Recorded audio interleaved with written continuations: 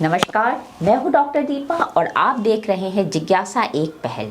हमारी श्रृंखला the wave of hope में आज हम बात करेंगे अमर उजाला के विशेष मुहिम मंजिलें और भी हैं, जो कि पूरी तरह से सकारात्मक पहलों पर आधारित है, जिसका उद्देश्य सकारात्मक विचारों से परिपूर्ण प्रेरणादायक खबरों का संग्रह करना, भटके लोगों के लिए एक नई राह दिखाना, कभी न हारने का मंत्र सिखाना तथा अंधेरे जीवन में आशा की नई किरण देना शामिल है।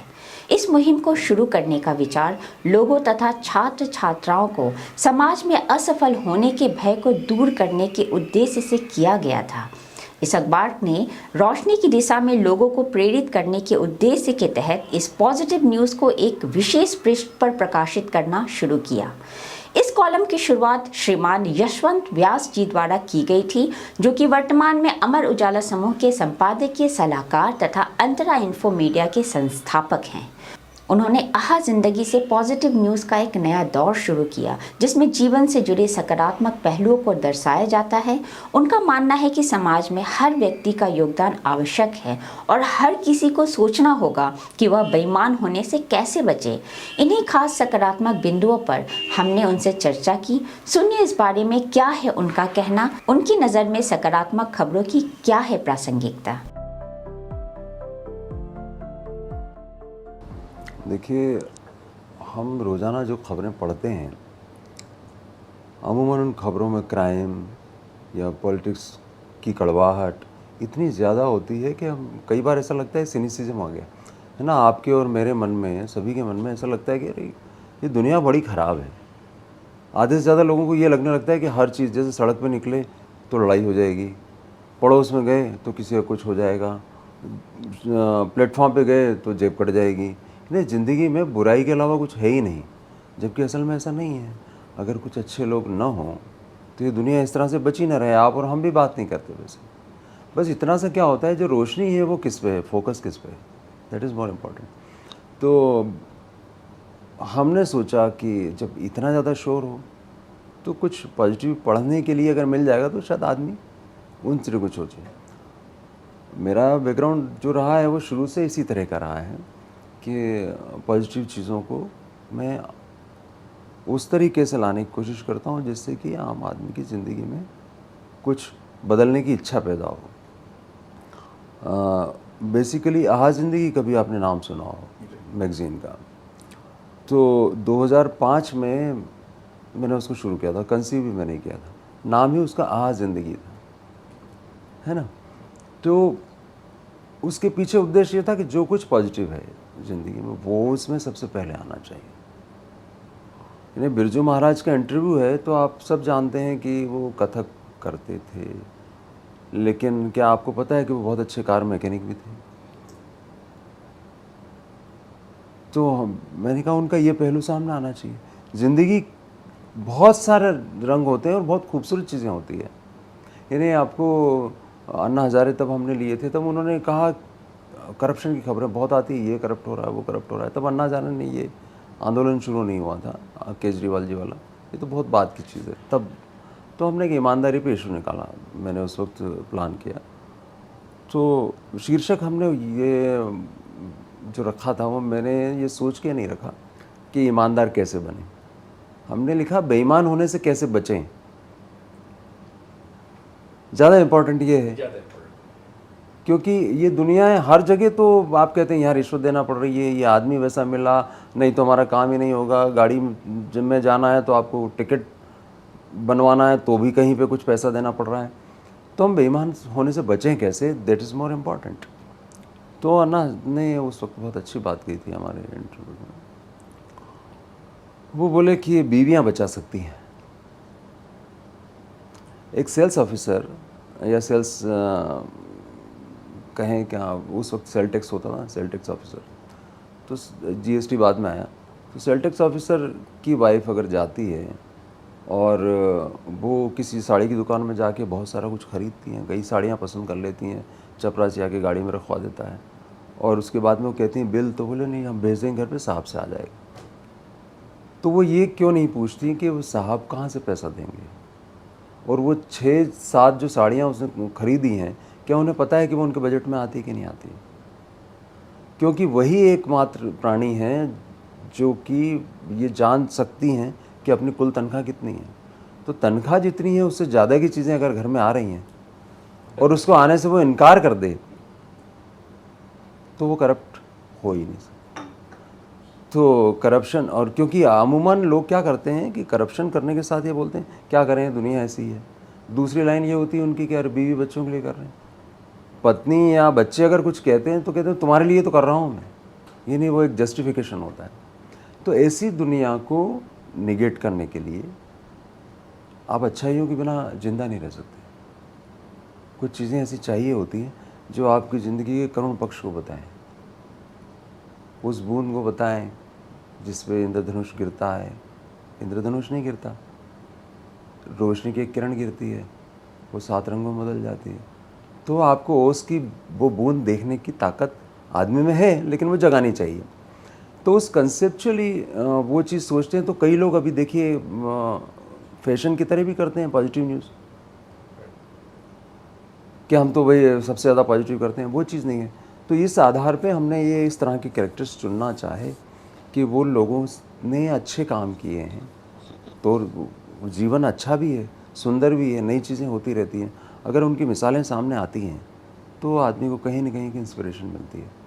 और इसको जानबूझ के हमने एडिट पेज पर डालते थे हम, क्योंकि ये सोचते थे कि बहुत सारे लोग जो ओपिनियनेट है ना, इस तरह से हो जाते हैं कि उनको लगता है कि बार बार ये दुनिया ऐसी है, वो दुनिया ऐसी है। तो आपको गाज़ा, इसराइल यही दिखता है ना, वहीं पे आपको ये दिखे कि किसी एक आदमी ने ऐसा ऐसा कर दिया है तो शायद ज़िंदगी कुछ फ़र्क आ जाए।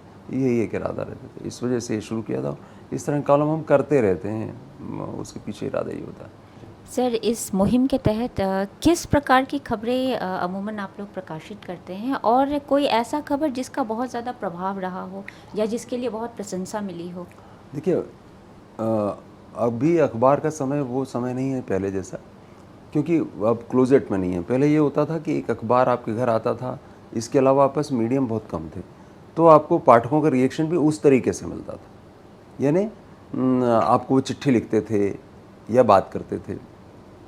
अभी उनके पास कम्युनिकेशन के ढेर सारे साधन हैं, किसी न किसी तरीके से उनके जीवन में अलग अलग सूचनाएं आती रहती हैं यहाँ से वहाँ से।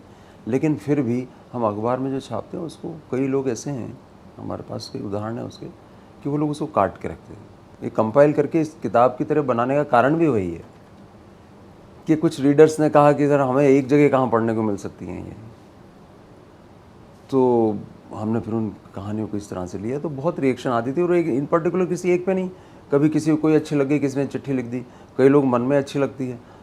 हम ये किताब बना के, मतलब बहुत सारे ग्रुप्स में बच्चे आते हैं ना जो प्रेस देखने के लिए, हमारे बहुत सारे कार्यक्रम हैं, उन कार्यक्रमों में बंटवाते हैं इसको ताकि लोग पढ़ें। मतलब खबर तो रोज़ाना का अखबार में चली गई तो उस दिन का अखबार तो चला गया, लेकिन किताब तो बची रहेगी। तो जैसे अभी आपके पास है।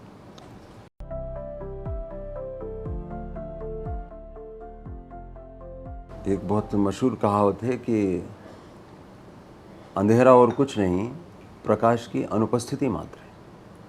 तो इसका मतलब आपको सिर्फ लाइट ही चाहिए और कुछ नहीं ना, उसका एब्सेंस है। तो आपको कहीं ना कहीं कोशिशें करती रहनी चाहिए। वो प्रासंगिकता हमेशा इसलिए बनी रहेगी कि आपकी ज़िंदगी में अच्छी चीज़ें हैं, इस बात का विश्वास ही आपको अच्छा बनने की ओर प्रेरित करता है। आपकी आस्थाएं टूटती नहीं है जीवन के प्रति। आप भी जिंदा हैं, मैं भी जिंदा हूँ, कोई और भी जिंदा है, लेकिन जीवन में निराशाएं हर आदमी के जीवन में आती है, वो कितना ही बड़ा आदमी हो, कितना ही छोटा आदमी हो। और नीचे की शायद लाइन है, पक्का नहीं कह सकता, जब आदमी को ये पता चल जाए भाई क्यों, तो वो हाउ ढूंढ लेता है कैसे करना। तो अगर हमको पता लग जाए कि ज़िंदगी में क्या करना है तो कैसे करना है, ये हम कहीं ना कहीं से डिवाइस कर ही लेंगे, निकाल ही लेंगे उस चीज़ को। तो हमको लगातार कोशिशें करते रहनी चाहिए। अभी तो और ज़्यादा ज़रूरत इसलिए हो गई है कि आपके चारों तरफ नेगेटिविटी का अंबार खड़ा हो गया। एक सोशल मीडिया जैसी चीज़ आप देखिए, तो कोई आदमी जरा सा कुछ करता है, कपड़े कैसे पहन लेता है, कभी उल्टे पहन लेता है, कभी होठ पतले कर लेता है, होठ बड़े कर लेता है, इस पे ही एक एक हज़ार टिप्पणियाँ आ रही है और सब गालियाँ दे रहे हैं, वो इसको दे रहे हैं, वो इसको दे रहे हैं। इन्हें आप अपनी ऊर्जा कहाँ खर्च कर रहे हैं? और कई लोग अभी भी हम लोगों के साथ भी बाहर भी सर लोग पॉजिटिव पढ़ना कहाँ चाहते हैं, नेगेटिव पढ़ना चाहते हैं। सचिन अगर सेंचुरी बना रहे हैं और उस वक्त कोई नंगा लड़का दौड़ जाए तो फ़ोटो तो उसकी छपेगी, सेंचुरी की थोड़ी छपेगी। ये जो आइडिया है आपके दिमाग में धीरे धीरे धीरे धीरे अंदर जा रहा है। उसकी वजह जब आदमी के पास विचार ख़त्म हो जाते हैं तो वो सिर्फ शब्दों पर रह जाता है। शब्द ख़त्म हो जाते हैं तो सिर्फ वो शोर मचाता है। तो अब आपके पास शोर ज़्यादा है और कई बार आप बोर भी हो गए हैं बार बार चीज़ें देख के, तो आपको क्या परिवर्तन चाहिए होता है। तो हर चेंज के लिए आप नेगेटिविटी भी उसी तरह से बुला रहे हैं। अभी हम कल या परसों ही एक बहुत सीनियर डिजिटल कंपनी के सीईओ थे, तो उनके साथ बैठा हुआ था, तो इसी तरह की बात हो रही थी। तो आदमी गाली कब देता है? क्रोध में होता नहीं, उसके जब शब्द खत्म हो जाते हैं भीतर के। गुस्से में हो तो आदमी जरा सा एक आपको देख के भी अपना गुस्सा व्यक्त कर सकता है ना। अब जब मजाक में भी गालियों के अलावा कुछ नहीं बचा, मतलब आपके पास विचार नहीं है, आपके पास वो घटनाएं प्रस्तुत करने की अभिव्यक्ति की सारी शक्तियां समाप्त हो चुकी हैं, या आपने उनको भोतरा कर दिया है, या आप अलग दिखना चाहते हैं सिर्फ इसके लिए कुछ ऐसा कर रहे हैं। तो इतनी ज़्यादा जब नेगेटिविटी हो तो लोगों को प्यास तो लगती है ना मरुस्थल में भी, तो आपको उसका इंतज़ाम करना चाहिए, ये आपकी जिम्मेदारी है। तो कुछ अच्छे काम करो, तो अच्छी चीज़ें लिखो। इवन जो टुडे का गुड न्यूज़ वाला है आप देखिए, लेकिन अच्छी खबरें उनको मिलती नहीं होगी, तो ज्योतिष और उस तरह के प्रोग्राम से ही उनको पूरा पूरा पैकेज बनाना पड़ रहा है। हो सकता है उनकी टीआरपी गिरी हो। तो इसका बहुत सारा अर्थ ये है कि टीआरपी को लोग मजाक भले ही समझें, लेकिन सही बात तो ये है कि जीवन में जब टीआरपी व्यूज़ यही इम्पॉर्टेंट हो, तो फिर आदमी सारा का सारा बाजार के हिसाब से होता है। तो पहले ये जो होता था कि कलाएं अपनी इच्छाओं के साथ होती थी। यानी मुझे कोई एक अच्छी फिल्म बनाना है तो पहले मैं उसका विचार करता हूँ कि कितने कलात्मक ढंग से बनेगी, ऐसा ऐसा होगा, इसमें ये लोग होंगे, स्टोरी बोर्ड होगा, इसके पीछे आइडिया ये होगा, और उसके बाद मैं फाइनेंसर ढूंढता था। अब फाइनेंसर पहले है, उसके बाद पैसा है, वो कहता है ऐसा बनाओ। तो अब पैसे के लिए ऐसा होता है, पहले ऐसे के लिए पैसा होता था। तो वो जो फ़र्क है वो सोसाइटी का टोटल होता है। ये एक मतलब इसको एकांगी नहीं कह सकते कि एक आदमी ऐसा है या दूसरा आदमी ऐसा, एक टोटल माहौल होता है। लेकिन ऐसा भी नहीं है कि दुनिया पूरी रसातल में चली गई है। लोग बाग एक तरह से कभी कभी माहौल बना देते हैं, पूरी दुनिया ही ख़राब है, हम क्या करें, सारी दुनिया पैसों के पीछे दौड़ रही है, हम क्या करें। लेकिन ऐसे बहुत उदाहरण हैं। मैंने वो लोग देखे हैं जिन्होंने पीपीएफ, अरे बहुत लोग क्या, आपके यूट्यूब पे भी बहुत सारे बहुत अच्छे लोग हैं जो पीपीएफ का पैसा लगा के उन्होंने अपने चैनल खड़ा किया है, और सिर्फ इसलिए कि कुछ ऐसी स्टोरीज़ करेंगे जो ऑफ बीट होंगी, और वो करते हैं, जाते हैं, रात दिन मेहनत करते हैं, और चूँकि उन्हें उस तरह की चीज़ों से लगाव है इसलिए ऐसा कर रहे हैं। अब कमाने के लिए अगर आप कर रहे हैं तो फिर तो दुनिया में धंधे तो बहुत हैं, है ना। और धंधे के लिए तो क्या कहें, मतलब उसका कोई पेशा जो भी हो, लेकिन आपको ज़िंदगी में एक सांस तो चाहिए। वो सांस जो है इन्हीं अच्छी चीज़ों से आती है।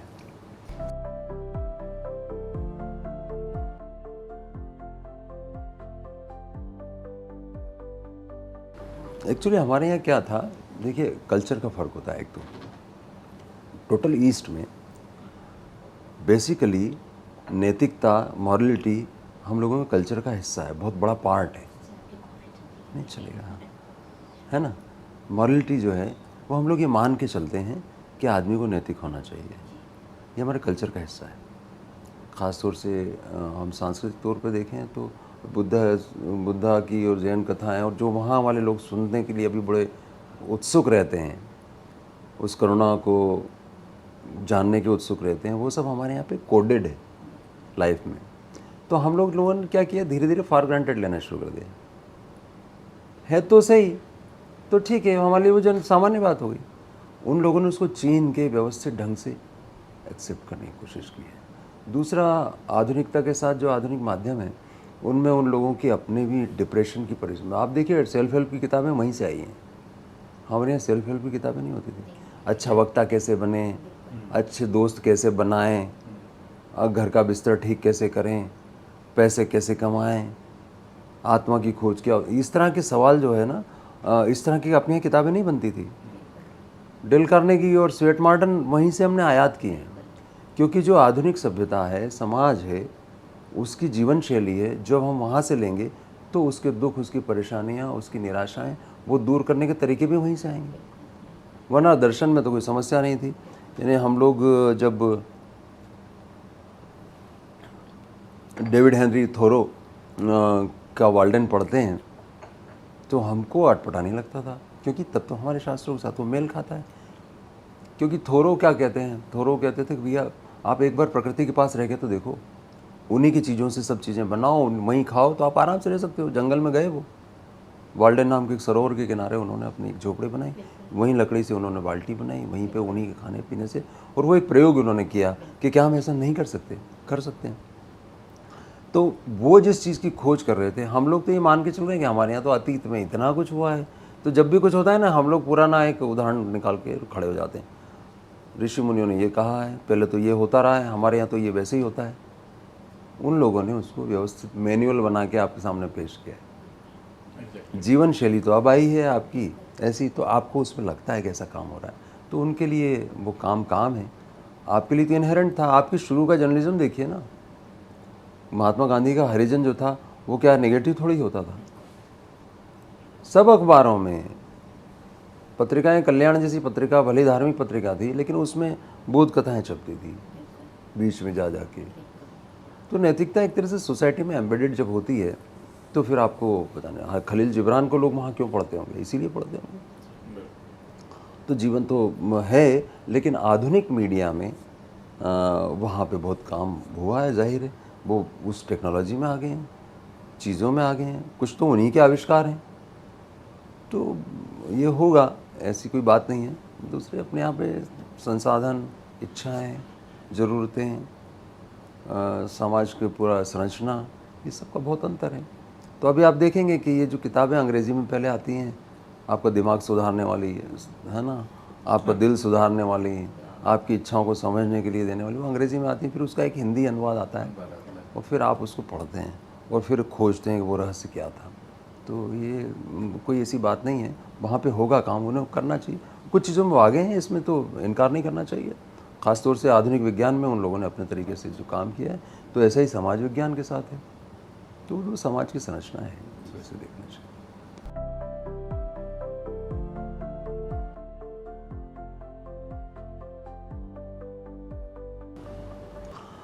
चीज़ें धीरे धीरे हाइपर लोकल हो रही हैं, उसका उल्टा हो रहा है ना। पहले क्या था, बड़ी चीज़ों को जगह मिलती थी और माध्यम कम थे। टीवी वाले तो आपके यहाँ पे भैंस भाग गई है इसके बारे में खबर नहीं लगा सकते थे, सिवाय इसके किसी बड़े नेता की भैंस गायब हो जाए, तब तक वो टीवी वाला खबर नहीं उठाएगा। और टीवी भी अभी की बात है, उससे पहले अखबार 8 पेज के हुआ करते थे किसी ज़माने में, तब वो स्विट्ज़रलैंड की खबर को भी लीड बना सकते थे, आपको पता ही नहीं चलता था। अब ये जो टीवी वाले हैं, हमारे सब साथी लोग, वो टीवी में जो शाम को सबसे बड़ी खबर बना देते हैं, वही अखबारों की लीड भी होती है दूसरे दिन। तो क्या होता है, जब माध्यम बहुत ज़्यादा हो जाते हैं तो उनमें कंपटीशन की वजह से वो और ज़्यादा सिकुड़ के अपने क्षेत्र में आते हैं, क्योंकि आपको बड़ी चीज़ वहाँ से मिल रही, तो कौन सी ऐसी चीज़ है जो आपको नहीं मिल रही, होता है ना ऐसा। ऐसी स्थिति में छोटी छोटी खबरें भी आने लगी जो पहले नहीं आती थी। तो आप अपराध संक्षेप भी छपता है आजकल, ध्यान होगा आपको। तो इसलिए क्राइम सूचना के तौर पे छपता ज़रूर है, वो कम उस तरीके से नहीं छपता। असली चीज़ है कि सूचना तक हो तो ठीक है, लेकिन क्या वो बहुत इलस्ट्रेटिव ढंग से लिखा जाता है, उसकी कॉपी ऐसी होती है, वो बड़ा ख़तरनाक होता है। जो टीवी पे कई बार देख के अफसोस भी होता है कि वो क्राइम फाइल्स इस तरह से बनाते हैं कि आदमी क्राइम करने की इच्छा रखने लगे ना। बट टेररिस्ट हैं या और कोई लोग हैं, उनको स्टार की तरह दिखाने का काम जो सिनेमा वाले करते थे ना, डाकुओं को रॉबिन हुड की तरह गरीबों को बांट देते हैं, बड़ों से लेते हैं। तो आपके चित्रण का जो तरीका होता है वो कॉपी में अगर वैसा है तो वो बड़ा गड़बड़ है। बाकी सोसाइटी में जो कुछ हो रहा है उसकी खबरें तो आनी ही चाहिए। हाँ, उसके उस तरह का ढंग नहीं होना चाहिए जिस तरह का है, ओवर पावर ना कर जाए टोटल। एक्चुअली जो आपको जो चिंता सता रही है ना, वो उसकी अनुपातहीनता की है, प्रोपोर्शन। कि पॉजिटिव खबरें उस प्रोपोर्शन में नहीं होती जिस प्रोपोर्शन में आप नेगेटिव खबरें डाल दें।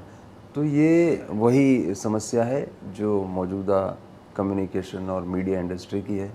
आई बॉल्स, क्लिक्स, लाइक्स, लोग शीर्षक की तरफ भागें, अंदर कुछ और है, थंबनेल जो है वो विलन जैसा है, अंदर हीरो का कोई चल रहा है काम। तो ये सिर्फ बिक्री का शास्त्र है। सर, अभी जैसे पंच परिवर्तन की बात हो रही है तो अपने सोसाइटी में ही मैंने देखा, जैसे अभी गर्मी आई जी। तो लोगों ने पक्षियों के लिए या जानवरों के लिए, पशुओं के लिए पानी की व्यवस्था और भोजन की व्यवस्था ये अपनी सोसाइटी में भी किया, सोसाइटी के बाहर भी किया, और अमूमन वहाँ के हर सोसाइटी के अंदर बाहर ये सारी व्यवस्था दिखती थी। ये जागरूकता पहले नहीं थी हमारे समाज में। तो इस तरह की खबरें हमारे मुख्य धारा की मीडिया में तो कहीं भी नहीं आती हैं जी सर। आती हैं मेरे ख्याल से, क्योंकि हम उनको भाई साल में एक बार होता है, ऐसा लगता है गर्मी के दिनों में पक्षी प्यासे हैं तो उस तरह की खबरें लगती हैं, वो अधिक ज़्यादा बार नहीं लगती। लेकिन आपको मैं किसका दूसरा पक्ष बताना चाहता हूँ। NGOs कितने खड़े हो गए हैं, पहले थे क्या? CSR एक्टिविटी कितनी हो गई है, पहले थी क्या? CSR का पूरा काम क्या है? CSR काम पॉजिटिव काम ही करना है सोसाइटी के लिए।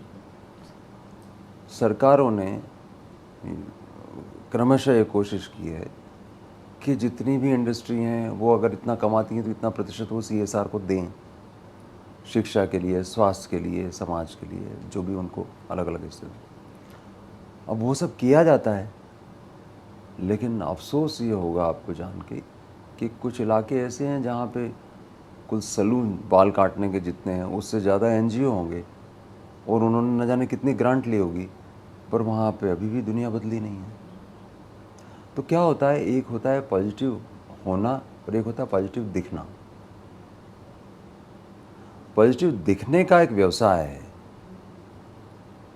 और वो आपकी लाइफस्टाइल को चार चांद लगाता है, इसलिए आप पॉजिटिव दिखाई देना चाहते हैं। तो आपने देखा होगा एक फैशन चल पड़ा है, जैसे कोई फैशन चल पड़ा है ना कि आज सच बोलना है, तो सब मिलके आज सच बोलेंगे। आज तो आपने क्या सच बोला, तो बड़े गर्व के साथ बताएंगे कि आज मैंने वाइफ से सही ये बोला। आज क्यों? इसका मतलब झूठ इतना ज़्यादा हो गया है कि आपको सच बोलने की प्रतियोगिता करवानी पड़ रही है।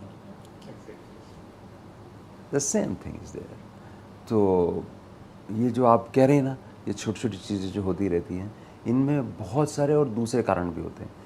पहले क्या ऐसा नहीं होता था कि आप घरों में रोटी बनती थी और गाय बाहर आ जाती थी, गाय को मिलती थी, कुत्ते को मिलती थी, किसी को पता भी नहीं चलता था और ना उसका फ़ोटो छपता था। अभी एक लटकाते हैं पानी पिलाने का, उसके बाद में 3 NGO वाले खड़े होते हैं, 4 नाम वो रहते हैं और एक फ़ोटो पूरा लगा रहता है बड़ा सा, और फिर उसकी कटिंग लगती है, फिर उसके बाद में वो व्हाट्सएप पे लगाते हैं उसको, व्हाट्सएप के बाद में फेसबुक पे चिपकाते हैं, फेसबुक पे चिपकाने के बाद फिर ट्वीट करते हैं, और ट्वीट करने के बाद में फिर सब लोगों को, अपना दोस्तों को बताते हैं कि उसको लाइक करो, और फिर लाइक गिनते हैं 500 हुए कि नहीं हुए। तो ये जो सच की या ये जो पॉजिटिविटी की यात्रा है, ये थोड़ी सी ठीक नहीं है जिस तरह से आप सोच रही हैं। वरना तो CSR तो बहुत अच्छे हैं, मतलब इनमें इंटेंट अच्छा है ना, इंटेंट तो कुछ बुरा नहीं है। सर, आपने जैसे कॉर्पोरेट सोशल रिस्पॉन्सिबिलिटी की बात की, जी। तो अभी कुछ दिन पहले चिदानंद सरस्वती स्वामी जी से मिलना हुआ था। अरे वाह, हाँ। उन्होंने कहा था कि corporate social responsibility, human social responsibility के साथ मीडिया सोशल रिस्पॉन्सिबिलिटी भी होनी चाहिए, और उसको आंकने का भी एक कोई तरीका होना चाहिए कि मीडिया अपनी सोशल रिस्पॉन्सिबिलिटी का निर्वहन कैसे कर रहा है। इस पर आपका क्या कहना है? हाँ, देखिए, मीडिया हवा में से क्रिएट नहीं हुआ है, वो कोई उत्पाद नहीं है, किसी मैन्युफैक्चरिंग कंपनी से निकली हुई चीज़ नहीं है। कैलविनेटर कंपनी है, उसने फ्रिज बना दिया। अगर ऐसा होता तो एक अखबार वैसा ही दिखता जैसा दूसरा अखबार दिखाई देता है, एक चैनल वैसा ही दिखता है जैसा दूसरा चैनल दिखाई देता है। क्यों अंतर होता है उनमें?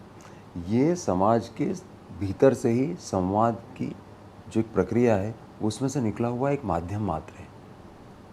इसकी रिस्पॉन्सिबिलिटी अकेले की नहीं है। जैसे हम लोग बार बार कॉरपोरेट रिस्पॉन्सिबिलिटी में क्या है, कॉरपोरेट में हम इसलिए उसका निबंधन कर सकते हैं कि आपको पता है एक संस्थान है, वो इतना मुनाफा कमा रहा है, उसका इतना हिस्सा वो समाज सेवा के लिए दे। ये बड़ा आनुपातिक स्पष्ट मामला है। क्या आपने कभी ये सवाल किया कि समाज की कोई सोशल रिस्पॉन्सिबिलिटी है, सिविक सेंस है? हम लोग हेलमेट लगाते हैं, इसलिए नहीं लगाते कि खोपड़ी बची रहे, इसलिए लगाते हैं कि 500 का चालान हो जाएगा। हाईवे पे जाते ही बेल्ट निकाल देते हैं सीट का, अब थोड़ा आराम से गाड़ी चलाएंगे। क्यों? वहाँ तक क्यों लगा रखा था सिटी के? क्योंकि वहाँ कैमरे हैं, वो खामखा एक 1500 रुपये का चालान हो जाएगा। तो जब ज़िंदगी में आप अपनी ज़रूरतों की चीज़ों के लिए भी चालान से के बिना नहीं मानते, तो बाकी चीज़ों में क्या? अब मीडिया को लोगों ने ऐसा मान लिया कि ये भी एक कारपोरेट उद्यम है। जब चिदानंद जी ने ये कहा होगा तो शायद उनके मन में यही रहा होगा। मीडिया रिस्पॉन्सिबिलिटी क्या चीज़ होती है? वो अंततः सोसाइटी से ही निबंधित होता है। उसमें आपको धर्म पे भी कंटेंट मिलेगा, उसमें आपको दर्शन पे भी कंटेंट मिलेगा, उसमें आपको सामाजिक बातों पे भी कंटेंट मिलेगा, आपको एआई पे भी कंटेंट मिलेगा, टेक्नोलॉजी पे मिलेगा, बच्चों के लिए मिलेगा। सवाल ये है कि आप देखते क्या हैं, आप पढ़ते क्या हैं, आप पढ़ना क्या चाहते हैं और देखना क्या चाहते हैं। अगर ऐसा ना होता तो डार्क वेब जैसी चीज़ पैदा क्यों होती है? जिस इंटरनेट का हम इस्तेमाल करते हैं वो सिर्फ 30% है, 70% तो डार्क वेब है। सर लोग तो 5% और 6% कहते हैं कि हार्डली 6% जो है वो प्रॉपर वेब हाँ, हम लोग एक्सेस बिल्कुल करते बिल्कुल हैं। सही कह रहे हैं आप। जी। मतलब ये परसेंटेज और भी ख़राब हो सकता है।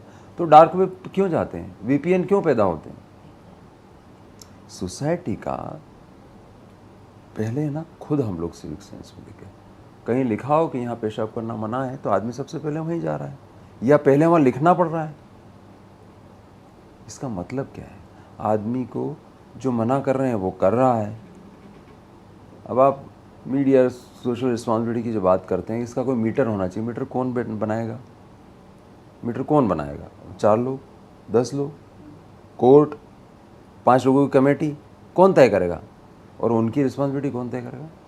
अगर आपने कभी सुना कि आज तक पे या एबीपी न्यूज़ पे या टाइम्स नाउ पे आज ये खबर आई थी तो सब लोगों ने अपना टीवी फोड़ डाले? ऐसा हुआ कुछ? नहीं हुआ। हाँ, किसी पार्टी के खिलाफ कुछ हो गया तो उन्होंने जाके स्टूडियो में तोड़फोड़ जरूर कर दी होगी, क्योंकि उनको वो सत्य पसंद नहीं आया।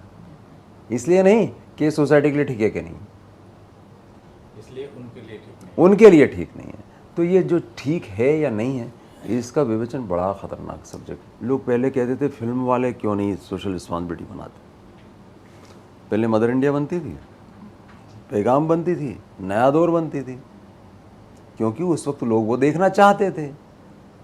अब अगर लोग लव सेक्स और धोखा हिट करते हैं तो वो बनाने लगते हैं, जिसको जो बनाना है। भाई एक वक्त था जब बावर्ची भी चलती थी और रजनीगंधा भी चलती थी, तो वो क्लास का उस वक्त क्या रुझान है।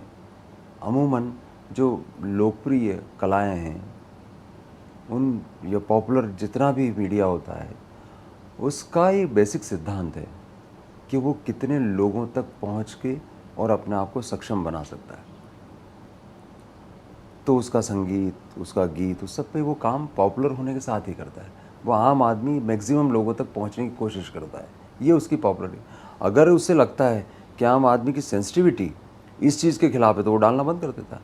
आपने देखा होगा ख़राब से ख़राब फिल्म भी तब बनती थी तो आखिर में नायक सत्य की विजय पे टिका रहता था। पूरी पिक्चर भले ही खिलाफ कुछ भी बकवास करती हो, लेकिन लास्ट में वो मतलब डाका डालने जा रहा है तो भी काली की पूजा करके जा रहा है। और हमारा वो जो तिजोरी वाला है वो भी तिजोरी बंद कर रहा है तो वो काली को हाथ जोड़ के कह रहा है कि मेरी तिजोरी बचाना। जो ये सोसाइटी का रिफ्लेक्शन है, सोसाइटी का रिफ्लेक्शन है, यह आदमी का नहीं है। ये मीडियम का कोई ख़ास मामला नहीं है। ये थोड़ा एक लेवल तक हो सकता है, जिम्मेदारी होना चाहिए। जिम्मेदार नागरिक को होता है ना, वैसे जिम्मेदार अखबार भी होने चाहिए, जिम्मेदार मीडिया भी होना चाहिए। जिम्मेदारी तो एक ज़रूरी चीज़ है, और मेरे ख्याल से ये वो खुद ही नियमन कर सकते हैं। अगर वो बेईमान होंगे तो कानूनों से कोई काम नहीं चलेगा। अल्टीमेटली आप क्या करेंगे, एक चैनल बंद कर देंगे, 4 चैनल ब्लॉक कर देंगे, कुछ ऐसा कुछ कार्रवाई कर देंगे, कोई वहाँ पे एक कमीशन बिठा देंगे, ये ऐसा कुछ करेंगे।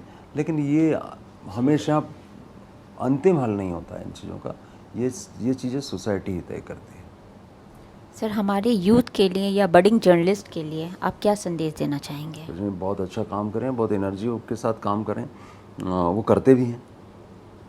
अभी के बच्चे कई मामलों में, यंग लोग जो जनरेशन है वो पुराने लोगों से कुछ मामलों में ज़्यादा है, ख़ास तौर से तकनीक के मामले में बहुत ज़्यादा आगे हैं। बस उनके साथ में कि अध्ययन नहीं करते, वो पढ़ाई नहीं करते।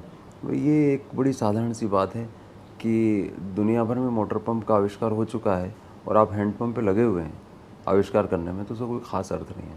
पर चूँकि आपने वो आविष्कार देखा नहीं है तो आप इसी आविष्कार को महान मान रहे हैं। तो कई बार आप देखते हैं कि उनकी भाषा, उनके ज्ञान का स्तर, ये सब चीज़ें कम मिलती हैं आपको। वो एंथुजियाज़म हो सकता है पर वो वही है सोसाइटी का रुख कि वो पहले पैकेज का सोचते हैं। सोसाइटी में पहले हम लोग मतलब कोई आदर्श ज़माना कभी नहीं रहता, कभी भी आदर्श ज़माना नहीं रहा, कभी नेगेटिव तो सब वक्त था ही। लेकिन एक पैशन की वजह से लोग जर्नलिज्म में आते थे। मुझे जर्नलिज्म ही करना है इसलिए आ रहे हैं। अब one of the careers, career का पार्ट है बिल्कुल। तो ये इवन भी मतलब जर्नलिज्म में लोग वो कम्युनिकेशन में जाते हैं ना, PR एंड कम्युनिकेशन में जाते हैं। और एक सीमा तक ये नए जो समाचार माध्यम कहें या माध्यम आए हैं, मीडिया के जितने भी, उनकी वजह से ये हुआ है कि अब वो भी ख़त्म हो गया है। ग्रे लाइन ख़त्म हो गई है। पहले ग्रे एक थी कि ये तो सिर्फ PR है और ये कम्युनिकेशन है, ये जर्नलिज्म है। तो वो सब धीरे धीरे, तो ये ठीक है, इंटेंट का सवाल है, तो उसमें कोई ख़ास बात नहीं है। अब कोई पक्ष होते हैं, विपक्ष होता है, तो चलता रहता है। सोसाइटी है, ये इस तरह के दौर से गुजरती है। लेकिन ऐसी कोई मतलब अगर कोई अलार्मिंग चीज़ है तो वो अलार्मिंग चीज़ दूसरी तरफ भी रिफ्लेक्ट हो रही है। अब गेमिंग पे सबसे ज़्यादा लोग क्यों जाते हैं फिर? सट्टा उधर ख़त्म हुआ तो क्रिकेट का सट्टा शुरू हो गया। तो इससे बहुत सारे मतलब आप ये एक एकांगी विषय नहीं है बेसिकली। तो कई बार यंग लोग बहुत निराश हो जाते हैं। मैंने देखा 1-2 नए लोग आए तो उनका सर यहाँ पे तो पैसा भी कम है और मतलब जो चाहते हैं वो भी नहीं होता है। मैंने कहा आपको किसने कहा जो चाहते हैं वो नहीं होता। अल्टीमेटली अखबार ख़बरों को सही ढंग से लाने का माध्यम तो है ही, क्योंकि लोग एक्सपेक्ट करते हैं। आप अगर साबुन बेच रहे हैं तो थोड़ा ख़राब साबुन बेच सकते हैं, लेकिन पत्थर का टुकड़ा रेपर में बांध के नहीं दे सकते किसी को।